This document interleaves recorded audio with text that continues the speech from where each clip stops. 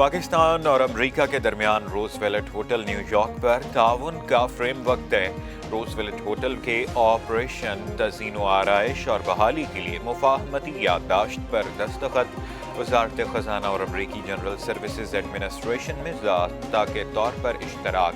وزیر خزانہ محمد اورنگزیب اور G S A administrator Edward Forrest کے دستخط۔ وزیر اعظم شہباز شریف اور امریکی خصوصی ایلچی اسٹیو وٹکاف بطور گواہ شریک ہوئے۔ اعلامیے کے مطابق منصوبے کے لیے تکنیکی، تجارتی اور اقتصادی جائزے کا مشترکہ فریم ورک قائم کیا گیا۔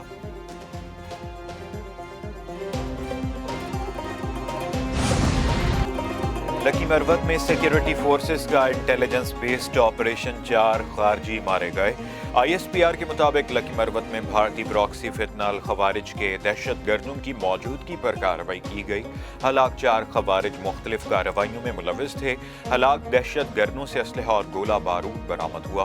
علاقے میں دہشت گردوں کے ساتھیوں کا پتہ چلانے اور ان کے خاتمے کے لیے سینیٹائزیشن آپریشن بھی کیا گیا۔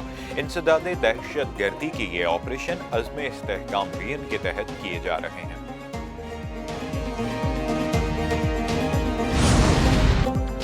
باجوڑ میں حملہ، افغان نائب سفیر کو طلب کر کے احتجاجی مراسلہ تھمایا گیا۔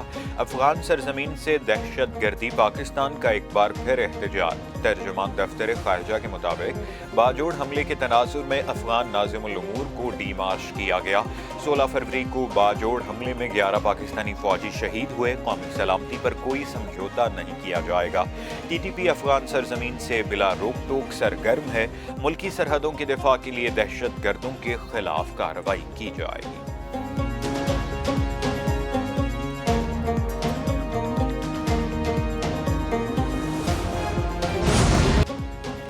کراچی میں ایک اور سانحہ، سولجر بازار میں گیس لیکیج سے دھماکہ، 16 افراد جاں بحق، 14 زخمی ہو گئے۔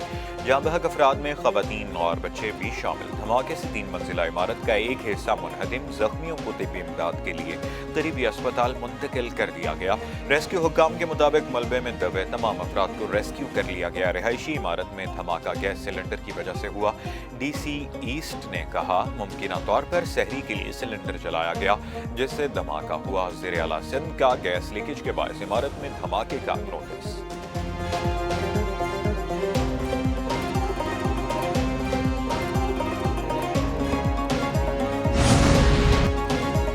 قومی ہاکی ٹیم کے دورہ آسٹریلیا میں بد انتظامی، پی ایچ ایف قصوروار۔ پاکستان اسپورٹس بورڈ نے انکوائری رپورٹ وزیر اعظم آفس کو ارسال کر دی۔ آسٹریلیا میں رہائشی انتظامات میں مبینہ بدعنوانی کے انکشافات، پاکستان ہاکی فیڈریشن کی ویزا درخواستوں میں تاخیر اور غلطیوں سے شیڈول پرواز منسوخ کی گئی۔ نئی ٹکٹوں کے لیے 2 کروڑ 71 لاکھ روپے کا اضافی خرچ پی ایس بی نے برداشت کیا۔ ویزا پروسیس میں مزید 97 لاکھ کا بوجھ اسپورٹس بورڈ کو اٹھانا پڑا۔ پیش کی ادائیگی کے باوجود ٹیم کا double tree by Hilton hotel میں قیام نہیں کرایا گیا۔ کھلاڑیوں کو یومیہ $115 فی کا الاؤنس بھی جاری کیا گیا تھا۔ وزیر اعظم نے صدر P H F Tariq Bugti کا استعفیٰ منظور کر لیا۔ سیکرٹری بین الصوبائی رابطہ محی الدین بانی ہاکی فیڈریشن کے ایڈ ہاک صدر تعینات۔ پاکستان ہاکی فیڈریشن کے صدر طارق بگٹی نے پریس کانفرنس میں استعفے کا اعلان کیا۔ قومی ہاکی ٹیم کے کپتان عماد شکیل بٹ پر 2 سال پابندی لگانے کا بھی اعلان۔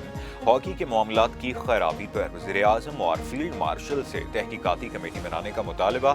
طارق بگٹی نے کہا ہاکی فیڈریشن کے ساتھ زیادتی ہو رہی ہے۔ پاکستان کی جگ ہسائی ہوئی پرو لیگ کے لیے فنڈز پاکستان اسپورٹس بورڈ کے پاس تھے۔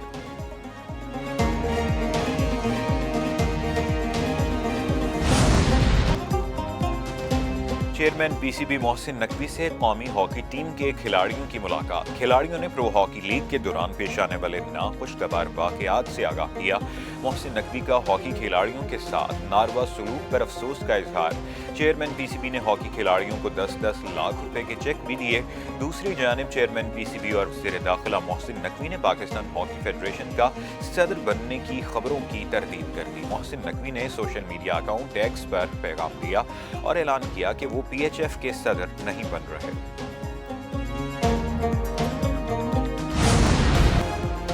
رانا ثناءاللہ کا بانی کو ڈیل کی آفر کا بیان، فیصل بابڈا کی تنقید، کہا ان کے دوست رانا ثناءاللہ نے کہا بانی پی ٹی آئی کو 2 دفعہ ڈیل آفر کی لیکن وہ نہیں مانے، پہلے تو بتائیں کب، کہاں اور کیسے؟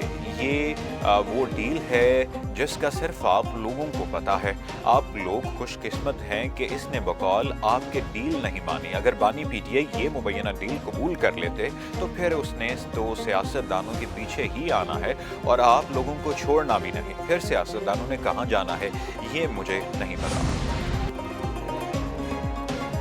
پنجاب کے سہولت بازاروں میں بے پناہ رش، عوام کو ریلیف کی فراہمی جاری، پھل اور سبزی کی قیمتوں میں استحکام یقینی بنایا جا رہا ہے۔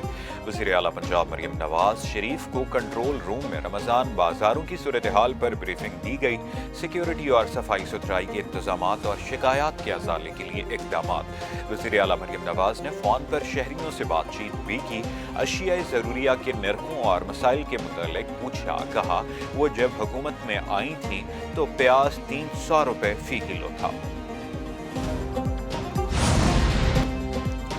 وزیر اعلیٰ مریم نواز کی زیر صدارت اجلاس، پنجاب میں تعلیمی نظام کی بہتری کے لیے بڑے فیصلے کر لیے گئے، سرکاری اسکولوں کو نجی اداروں سے بہتر بنانے کے لیے ڈریس کوڈ اور سی ٹی وی کیمروں کی منظوری، learning, on line paper checking اور آؤٹ سورسنگ فیز 4 کی منظوری بھی دے دی گئی۔ بریفنگ میں بتایا گیا اسکولوں میں داخلوں میں 800% سے زائد اضافہ ہوا ہے۔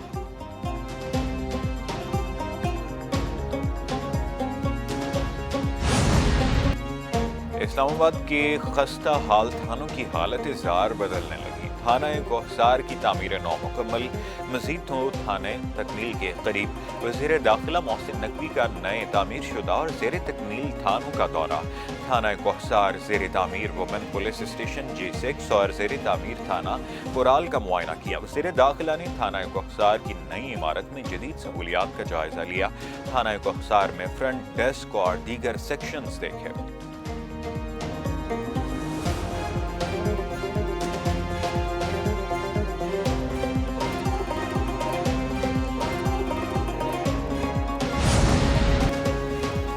وزیر اعلیٰ سندھ مراد علی شاہ کی زیر صدارت اجلاس، خصوصی افراد کے لیے AI بیسڈ جاب پورٹل کی منظوری، خصوصی افراد کے لیے علیحدہ ڈیجیٹل گریونس ریڈرسل سسٹم بھی متعارف کرانے کی منظوری دے دی۔ وزیر اعلیٰ نے کہا IBS اکھر خصوصی افراد کے لیے جدید جاب پورٹل تیار کرے گا، خصوصی افراد کے مسائل ترجیحی بنیادوں پر حل کریں گے، خصوصی بچوں کو بااعتماد اور خود مختار زندگی گزارنے کا پورا حق حاصل ہے۔